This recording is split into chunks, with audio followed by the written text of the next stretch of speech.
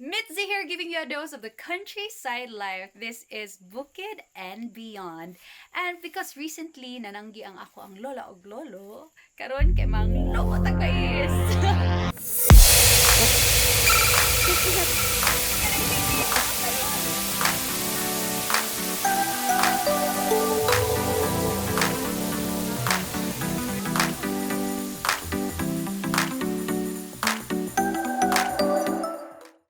Corn is second to rice as the most important crop in the Philippines, with a third of the Filipino farmer population depending on it.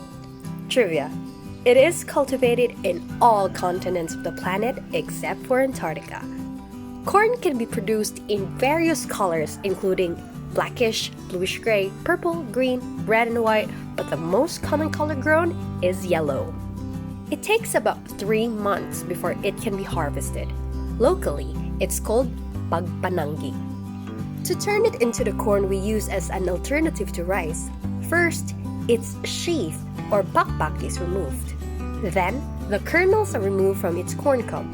This process is locally called pagpanglubo. One short story. When I was growing up, si mama na ako kay naka-duty diri sa Ablayan. Dayon, ikahuman, since wala akong kayaya, ibilin ko niya sa kanay tintina. Dayon mo niya akong buhat, mang lubo og mais. Kung ang ubang bata, sige tuwa, wala nagulat sa ginikanan, ako kay mang lubo ko ng, di na mo siya, anong kabalo. Ikahuman og lubo. The kernels are sun-dried before it can be taken into a mill. This season, my abuelo shared, Mga 400 kilos. Hasyendero akong lolo. this is where the milling happens.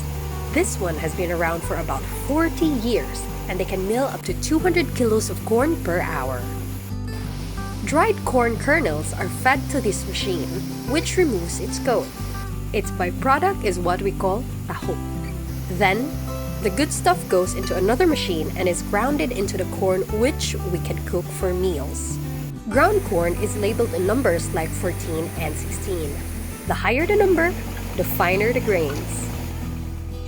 According to a survey, 1 out of every 5 Filipinos eat corn or maize. Corn is a cheaper and healthier alternative to white rice. Once again, this is Bitsy with my Lolo Carlos and Lola Giling for Bukid and beyond!